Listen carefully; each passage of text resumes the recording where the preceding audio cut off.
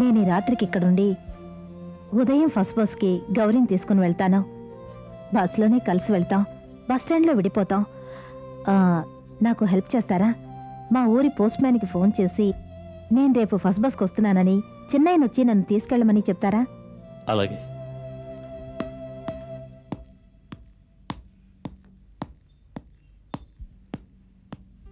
ఇంత మంచి ఐడియా ఎలా వచ్చిందే? ఆయన వృత్తికి పనికొచ్చే ఓ అబద్ధం చెప్పాను, అది ఒక పాయింట్ అని ఆయన నమ్మేశారు.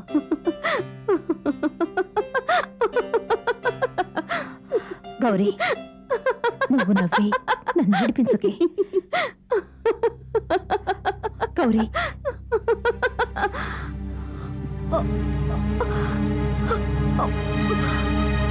గౌరీ,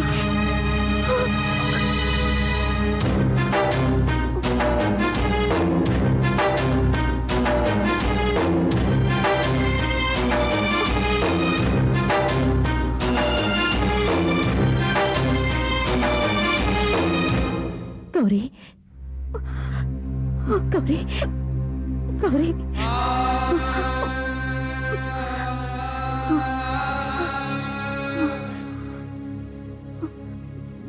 ఏ రక్తం కోసమైనా రక్త సంబంధం కలవాలి గౌరీ. ఏ రక్తాన్ని చూసైనా వాళ్ళ మనసులు మారాలి. గౌరీ, నేను డేవిడ్ని ఊరికి పంపించడానికి ఒప్పించింది. వచ్చే వారం నువ్వు నాతో వేలూరుకి రావాలి, డాక్టర్కి చూపించుకోవాలి. ఎంత ఖర్చైనా పర్వాలేదు, నా గౌరీ నాకు కావాలి.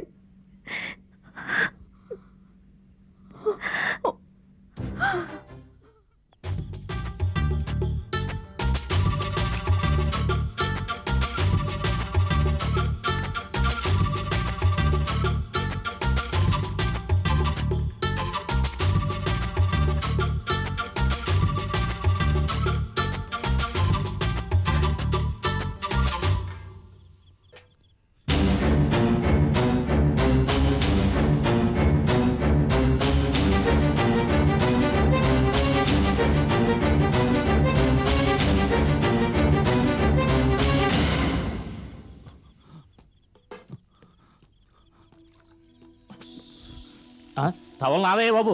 నాదన్నా ఏమిటి?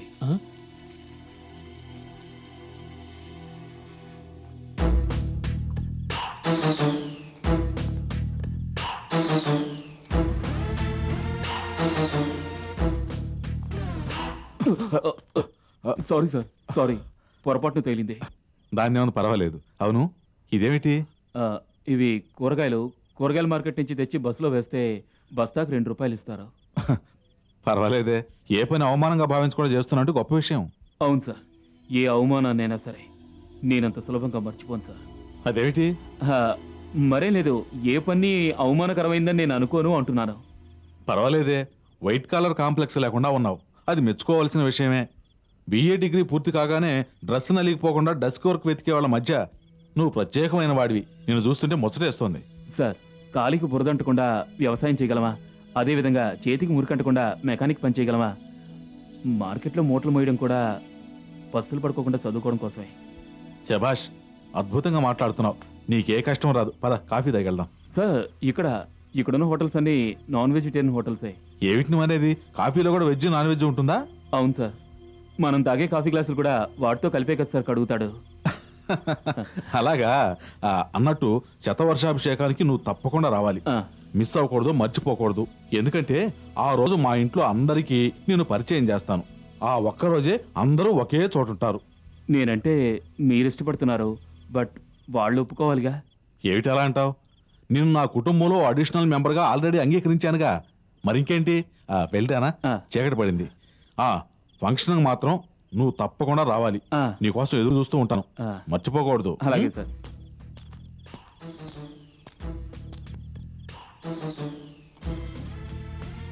దీక్షితులు, నువ్వు ఎవరినైతే కాదనుకున్నావో వాళ్ళ వారసుండే కావాలనుకుంటున్నావు. అక్కడే నువ్వు తప్పు చేశావు.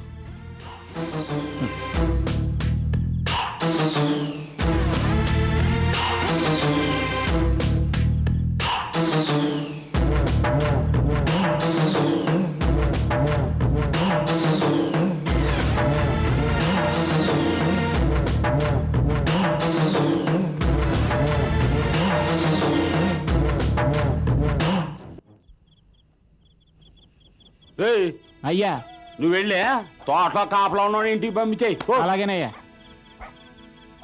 ఏమయ్యా చిన్నయ్య ఏం మాట్లాడవా? ఇన్ని రోజులు ఓపిక పట్టారు. అందుకని జీవితాంతం ఓపిక పట్టాలా? ఏయ్ ఎంతకాలం ఊరుకోవడమే గొప్ప విషయం. అయ్యా ఏదో బతుకు గతుకుల్లో పడింది. అమ్మాజీ కూడా పాపం అతి కష్టం మీద బండి లాక్కొస్తున్నారయ్యా. హ, ఏమిటయ్యా గతుకుల్లో పడింది బండి లాక్కొస్తున్నారా?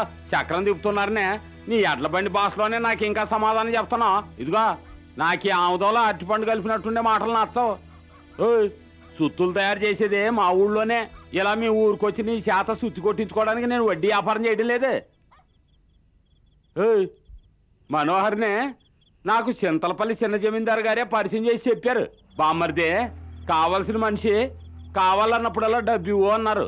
నువ్వు వస్తున్నావు, అడిగినప్పుడల్లా నోట్లు అందిస్తున్నావా లేదా? ఎందుకు? ఆ మనోహర్తో స్నేహం ఉంటే మంచిదనే కదా. అసలు రావడం లేదు, వడ్డీ కూడా రావడం లేదు. ఇదేటని కబురు చేస్తే నువ్వేమో ఎడ్ల బండిలో తీసుకొస్తావు. ఆ మనోహర్ ఏమో మాటలతోనే మాయ చేసేసే మనిషిని రెచ్చగొట్టేసి వెళ్ళిపోద్ది. ఇలా ఎన్ని రోజులయ్యా? మిగతా వాళ్ళైతే ఏదైనా తాకట్టేరితేనే డబ్బిస్తాను. ఈవిడి విషయంలో మెల్లమెల్లగా సర్దుకోవచ్చులేనే డబ్బిచ్చాను. మనసార్థం చేసుకొని నడుచుకోవాలి, అంతేగాని అరచేతిలో వైకుంఠమని ఆట పట్టిస్తుందా నన్ను? ఆవిడ కూతురు కృష్ణవేనేమో నా మొహం చూస్తేనే ఏదో నిప్పును చూసినట్టు పారిపోతుంది. ఇదిగో ఖచ్చితంగా చెప్పేస్తున్నా, అసలు వడ్డీ రావాలి, లేదంటే కనీసం 5 రాసేమను. అది కాదంటే ఇంకే మనవరాలు ఉందిగా, బ్రహ్మాండంగా పోషిస్తాను. చెప్పు పో. అయ్యా కోతలు పూర్తవగానే అంతవరకు కాదు, ఇంకో 5 నిమిషాలు కూడా ఓపిక పట్టడం నా వల్ల కాదు. అవును, నాకు తెలియకడుగుతాను, రామలాల్ సేట్ ఏమైనా ఊరికే ఇస్తున్నాడా? నగలు తాకట్టు పెట్టేగా తీసుకుంటున్నారా? మరేమిటి? వెళ్ళి చెప్పు, అమావాస్యలోగా ఈ శంభులింగం ఎదురు చూస్తున్నాడని. సమాధానం కాదు, డబ్బు కానీ లేదా మానవరాలు కానీ. అర్థమైందా? ఇంకా ఉన్నావేం పో. ఏటో తగ్గించుకుపోతున్నాడు.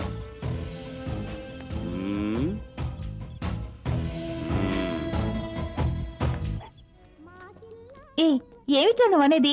నేను మాత్రం ఒంటరిగా వెళ్ళలేను. ఒక్కరోజు స్పెషల్ క్లాస్ పోయినా పర్వాలేదు, నాతోరా. అక్క ఇదేమన్నా మ్యూజిక్ క్లాసా? వారం 2 రోజులు జరగడానికి స్పెషల్ క్లాస్. నేను అటెండ్ చేయకపోతే లెక్చరర్ నన్ను కాలేజ్ నుంచి పంపించేస్తారు. నేను ఒంటరిగా వెళ్ళలేనురా, నాకు భయం. అక్క ఎందుకు అలా భయపడతావు? నేను ఫోన్ చేసి ఇంట్లో చెప్పేస్తాను, కరెక్ట్ గా స్టేషన్ దగ్గర బండి వచ్చేస్తుంది. ప్లీజ్ అక్క, నువ్వు ధైర్యంగా వెళ్ళు, ఏమీ కాదు. పద వెళ్దాం. దీనికే భయపడితే ఎలా?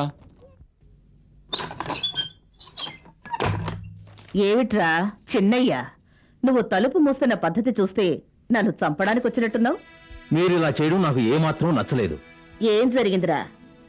నువ్వు వెళ్ళిన చోట ఎవరైనా గొడవ పెట్టుకున్నారా? వాడి దగ్గర చెయ్యి చాచి డబ్బు తీసుకోవడం మన మొదటి తప్పు.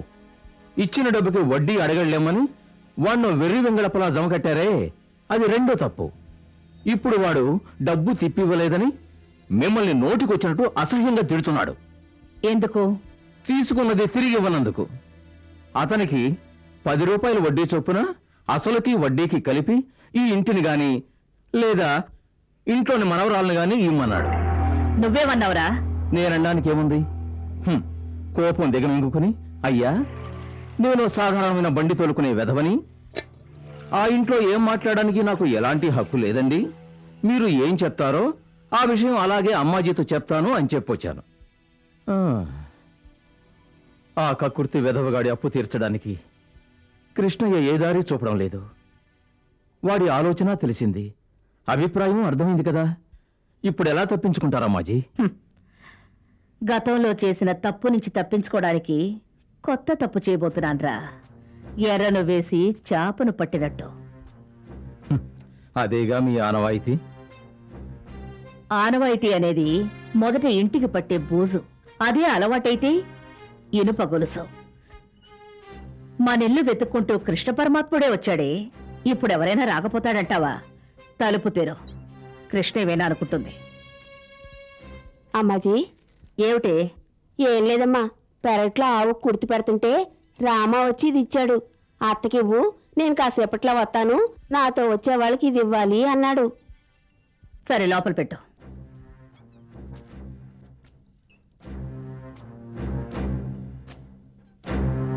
రేయ్, చాచి పెట్టి కొడితే అదేమిటని అడగడానికి కూడా దిక్కులేదన్నావే, దీనికే వంటావురా? హ, చెయ్యందించినట్టు అందించి చేతిలో ఉన్నది లాక్కుపోయే వెధవ ఆ రామగాడు. పిఠాపురం జమీందారు గారి దొరసాని వీళ్ళ నాన్న అప్పలాచారిని కాండ్రించి ఉండేసిందట. రేయ్, నువ్వే కదరా ఆ వెధవ డబ్బడికి గొడవకొస్తున్నాడన్నావు. అందుకే వాణ్ణి అడ్డుకోవడానికి వీణ్ణి అడ్డు వేస్తున్నాను. ఇది మసిపూసి మారేడుకే చేయడమే. హ, ఏదో ఒకటి చేయండి. కష్టం వచ్చినా నష్టం వచ్చినా భరించడానికి నేనున్నానుగా.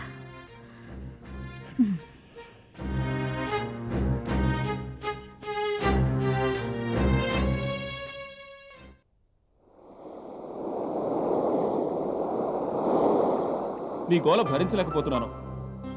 నేను పరీక్ష చదువుకోవాలి. ఆ రోజుకి పూజలో కావలసిన వస్తువులన్నీ గాయత్రి కొనిచ్చాను. మరి ఇంకా ఏమిటి? ఎందుకు రా రా అంటారు? రమ్మంటే రావడానికి, పొమ్మంటే పోవడానికి నాకు ఇంకేం పని లేదనుకున్నారా? అయినా తాతయ్యకి చిన్నపిల్లళ్ళ ఇప్పుడు పుట్టినరోజు ఏమిటి? నేను ఇప్పుడు రాలేను.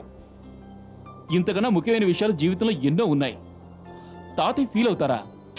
తాతయ్య ఫీల్ అవుతారు అంటే ఆయన ఫీల్ అవడానికి బదులు నేను ఫీల్ అవ్వాలి. రావడం కుదరదు.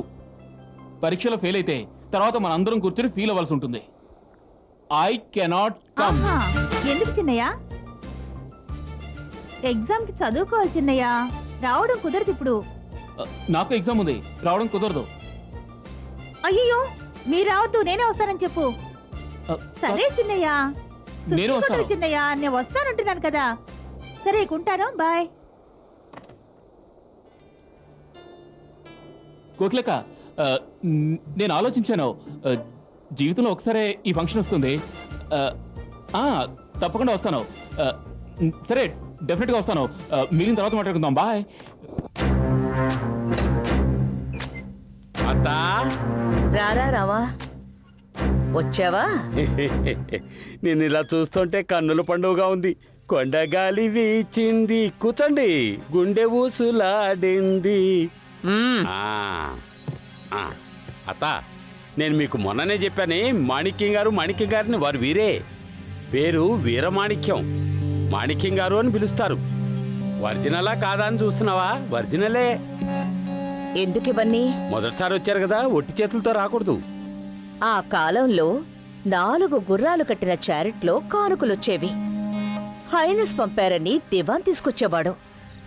అవన్నీ లోపలికి తీసుకురావడానికి గంటసేపు పట్టేది. సరే, మీ తాహత కొద్దీ ఆశగా బంగారం తీసుకురావాల్సిన చోటుకి బంతిపూన తెద్దామని అనుకున్నారు. వామ్మో వామ్మో, ఫ్లాష్ బ్యాక్ తో ఎరగతీస్తున్నావే. కృష్ణ, తాగడానికి ఏమైనా తీసుకురామ్మా?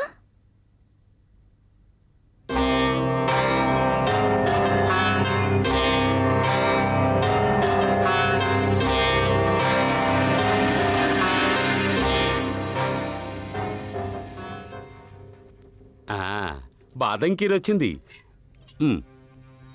మాణిక్యం గారు, తీసుకోండి. ఆ రోజుల్లో మా అత్త వాళ్ళ ఇంట్లో పశువులకు ఉలవలతో పాటు బాదం పప్పు కూడా పెట్టేవారు. ఇప్పుడు అంతే. తాంబూలం వేసుకుంటారా? కిళ్ళి మాత్రం వేసుకుంటాను. ఓ, కృష్ణవేణి కడుపులో ఉన్నప్పుడు హైనస్ రోజు 1 గ్రామ్ బంగారం భస్మం చేసి కిమాంలో కలిపి కిళ్ళి చుట్టిచ్చేవారు. కిళ్ళి చుట్టిచ్చేవారా? మరేమనుకున్నావు? ఆయన నాకు కిళ్ళి చుట్టిచ్చేవారు, గోరింటాకు పెట్టేవారు. గర్భవతుల ఒంటికి పుణుగుపోయడం రాజవంశుల ఆచారం. దానికోసం 10 బావురు పిల్లుల్ని పెంచేవారంటే చూసుకో. అత్త, పిల్లుల్ని పెంచేవాళ్ళని చూశాను, కానీ బావురు పిల్లుల్ని పెంచేదానివి నువ్వు ఒక్కదానివే. ఈవిడిలాగే కోతలు కోస్తుంటే పొద్దుపోతుంది. ఈలోగా మాట మార్చాలి. ఆ కాలంలో నా నాట్యం చూసేందుకు హైనస్ వచ్చేవారు. తమలపాకులకి సున్నం రాసి నేనిస్తే దానికి బదులు మర్యాదగా వడ్డాణం చేయించుకోమని హైనస్ నోట్ల కట్లిచ్చేవారు. మాణిక్యం గారు, మీరు హైనెస్సో లోనెస్సో తెలియజేయండి.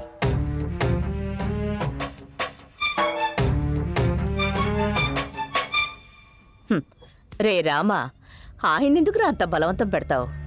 పాపం ఆయన హారతి పళ్ళంలో దక్షిణం వేస్తున్నట్టు వేశారు. తల్లి లేని బిడ్డలాగా నోట్ల కట్ట చిక్కిపోయింది. అత్త, తాంబూల వశీకరణం అంటారే, అంటే ఏమిటి? ఆ మీ నాన్న డప్పాల అప్పలాచారే ఆ కాలంలో కొన్ని వస్తువుల్ని కలిపేవాడట. ఏలకలు, జాజి, జాపత్రి, గసగసాల్ని పొడి చేసి బంగారం రేకు, వెండి రేకుతో కలిపి తాగితే ఎక్కడికో వెళ్ళిపోతామనుకో.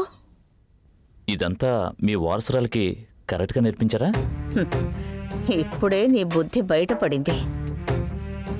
అత్త, మరి మాణిక్యం గారిని బయలుదేరమంటారా? చాలా సంతోషం. ఇప్పుడు మీరు బయలుదేరండి. నేను రామాతో కబురు చేస్తాను. తప్పుగా అనుకోకండి. నేను మీ తాహత ఏమిటో తెలుసుకోవడానికి అప్పుడప్పుడు డబ్బు అడుగుతుంటాను. అత్త, మాణిక్యం గారు తమలపాకు లాంటి వారు. నేను అరిటాకన్నానా ఏమిటి? వెళ్ళొస్తానండి. మీ అమ్మాయి గారితో చెప్పండి. మాణిక్యం గారు పదండి, వస్తాను. పదండి, పదండి.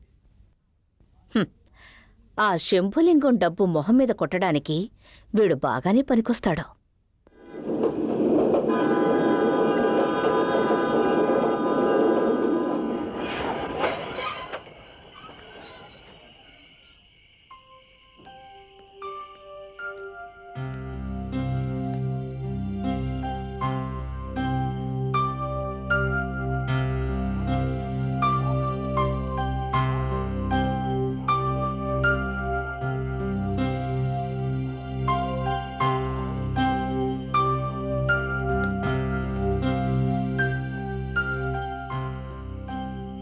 ఈ సుందరికి కొంచెం కూడా బాధ్యత లేదు.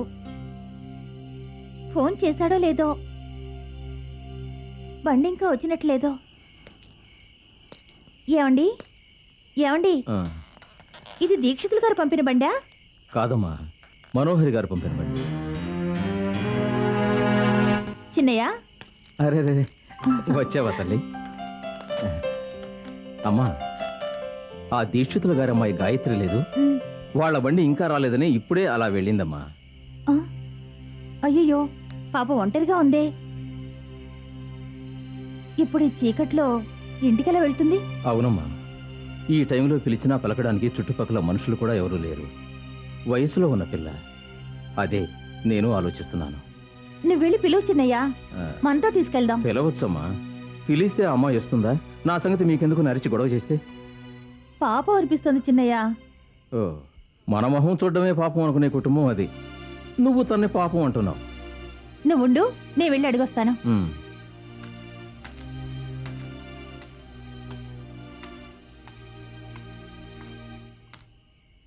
గాయత్రి, ఉమ్, నిన్ను తీసుకెళ్ళడానికి ఎవరూ రాలేదా?